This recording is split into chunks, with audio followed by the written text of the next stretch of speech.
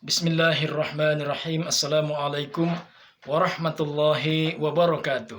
Alhamdulillah wa syukurillah. Allahumma salli ala Muhammad wa ala ali Muhammad, amma ba'du. Ma'asyiral muslimin, sahabatku rahimakumullah. Hidup ini kita jalani apa adanya saja, seperti air yang mengalir. Ungkapan ini pernah saya dengar dari seseorang. Tetapi ada juga yang mengatakan hidup ini tidak seperti kita melewati suatu jalan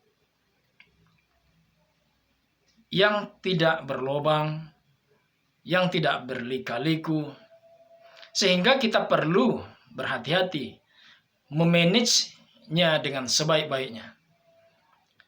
Nah, ini dua pendapat mungkin juga saling bertentangan, tapi boleh jadi juga sebenarnya orang yang punya pandangan hidup seperti ini, ya mungkin juga nggak ngotot-ngotot amat dengan pandangannya. Saya kira begitu ya. Tapi yang ingin saya katakan dalam hal ini adalah bahwa kita hidup ini kan perlu untuk perlu makan, perlu tempat tinggal, perlu kendaraan, perlu uang untuk berbagai macam biaya kebutuhan hidup. Bagaimana memenuhi kebutuhan primer, sekunder, dan tertiar kita. Kalau kita tidak memanagenya, ya bagaimana kita bisa memenuhi semua itu? Ya, kalau kita terlahir langsung jadi anak orang kaya. Dari perut ibu kita brol, langsung jadi orang kaya. Kalau tidak, hidup dari seorang bayi, tumbuh jadi bocah, remaja, dewasa, miskin terus. Kalau orang ini tidak bekerja keras, tidak berpikir bagaimana mengelola hidupnya dengan baik, maka kita khawatir sejak lahir sampai matinya akan hidup dalam kemiskinan. Nah, pada saat seperti itu, kira-kira yang ada dalam pikirannya apa? Boleh jadi dia akan mengatakan, memang takdir hidup saya memang mau jadi orang miskin. Tapi ada juga yang mengatakan, takdir hidup saya jadi orang kaya.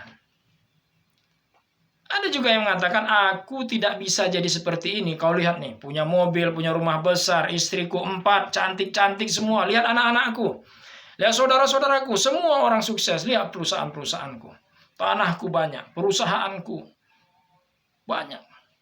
Bahkan aku sekarang mau mencalonkan diri, mau jadi kepala daerah barangkali. Jadi sahabat,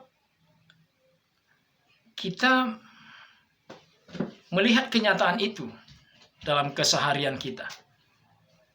Ada orang yang berhasil memanage kehidupannya, ya, dari keadaan begitu susah, lalu kemudian menjadi kaya raya. Ada orang hanya dengan gerakan yang biasa-biasa saja, dia juga sukses. Bagaimana dengan hal seperti ini? Jadi sahabat, ya hidup ini kan nggak selamanya seperti apa yang kita pikirkan. Karena sebahagian besar yang tidak mampu kita pikirkan, itu justru ada rahasianya di sisi Allah Subhanahu wa Ta'ala. Tapi dalam kesempatan ini saya ingin menyampaikan tentang pesan Allah Subhanahu wa Ta'ala yang mengatakan bahwa, kata Allah, carilah olehmu kebahagiaan hidup di akhirat. Allah bilang pertama, carilah olehmu kebahagiaan hidup di akhirat. Kalau di akhirat itu tempat yang bahagia itu mana? Sorga, sahabat. Bagaimana bahagianya? Wah, seperti yang dibilang guru-guru kita. Dengan basis keimanan dan informasi ilmu pengetahuan dari dalil hadis dan Al-Quran, penjelasan ulama, kita sedikit banyak dapat gambaran. Wah, ternyata surga itu luar biasa nikmatnya. Sehingga ada nama surga Jannatun Naim. Surga yang penuh dengan kenikmatan. Masya Allah, sahabat. Tapi kata Allah, jangan kamu lupakan kebahagiaanmu di dunia. Karena apa? Ya karena kamu saat ini sedang hidup di dunia. Dan kemudian untuk bisa mendapatkan kebahagiaan hidup di akhirat, ya kamu menginvestasikan segala sesuatunya itu di dunia. Bagaimana kita bisa hidup di akhirat dalam keadaan berbahagia? Masuk surga, bukan justru masuk neraka, tempat yang sangat tidak membahagiakan. Neraka, tempat penyiksaan. Ya nggak ada cara lain sahabat dengan melakukan perintah Allah dan meninggalkan semua yang dilarangnya. Apapun yang diperintahkan Allah, kita laksanakan. Apapun yang dilarangnya, kita tinggalkan.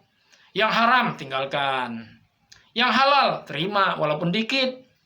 Kan ada juga orangnya halal, tapi karena dikit gak mau dia. Kalau bisa yang itulah, loh itu orang punya. Kalau bisa yang itulah, kan belum ada yang punya. Iya, tapi bukan hak Anda. Iya kan? Nah, saya pernah mengatakan, jangan juga mencampur aduk antara yang hak dengan yang batil. Jadi sahabat kalau mau hidup bahagia di akhirat, ya ternyata kita ngumpulinnya di sini. Dengan berbuat baik, ya kan?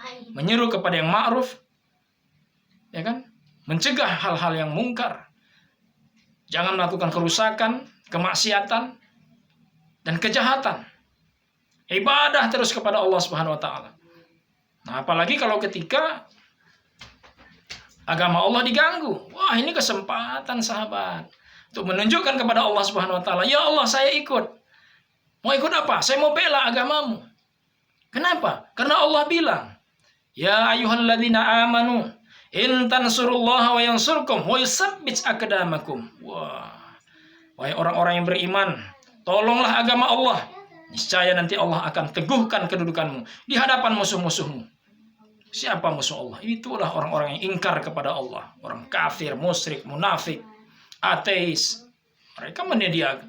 Jangankan mau menjalankan syariat agama. Tuhan saja dia nggak terima. Allah Ta'ala dia nggak mau terima. Nggak mau dia sahabat.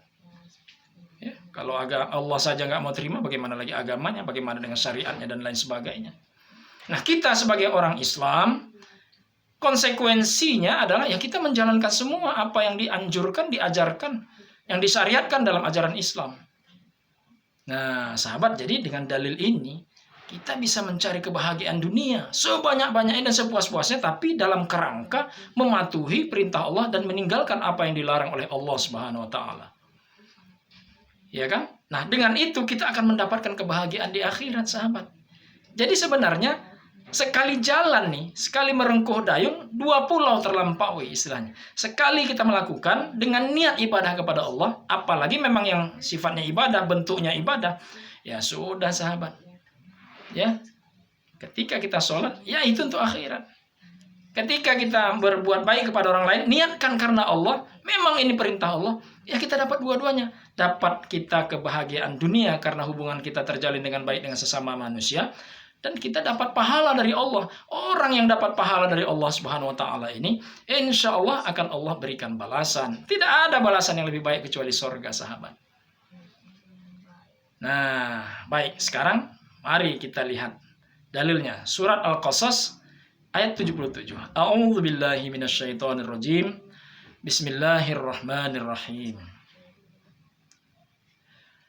Wabtaghi fima ataakallahu ad-darul akhirah wa la tansa nasibaka minad dunya wa ahsin kama ahsanallahu ilaika wa la tabghil fasada fil ard innallaha la yuhibbul mufsidin.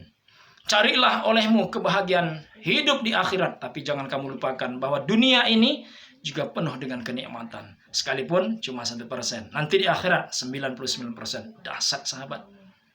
Dan buat baiklah kepada semua manusia, sebagaimana Allah juga berbuat baik kepadamu. Allah berikan rezeki kepadamu, Allah berikan fasilitas kehidupan kepadamu, Allah hamparkan bumi ini untukmu, Allah tundukkan semuanya untuk keperluanmu. Masya Allah, sahabat.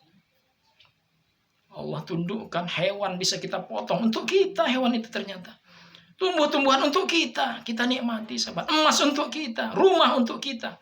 Bayangkan kalau semua menolak. Kita buat rumah, lalu rumahnya bilang, jangan masuk. Wah, rumah nolak untuk kita masukin. Lo masuk, hancurin. Hancur rumahnya, begitu kita masuk, rumahnya roboh. Tidak, Allah tundukkan semua untuk keperluan kita. Masya Allah, sahabat. Jadi, berbuat baiklah, kata Allah Ta'ala, sebagaimana Allah juga sudah berbuat baik kepada kamu. Dan janganlah kamu berbuat kerusakan. Apa kerusakan itu? Maksiat itu kerusakan, sahabat. Korupsi itu kerusakan, sahabat. Mencuri barang orang lain itu kerusakan. Merampok, melacur, membunuh, menghancurkan barang-barang milik orang lain atau milikmu sendiri, itu juga tidak dibenarkan. Karena Allah tidak suka kepada orang-orang yang membuat kerusakan. Masya Allah, sahabat. Semoga bermanfaat dan membawa barokah. Terima kasih atas segala perhatian. Mohon maaf atas segala kekurangan. Nasrun minallahi wa fathun qarib. Wa basyiril mu'minin. Assalamualaikum warahmatullahi wabarakatuh.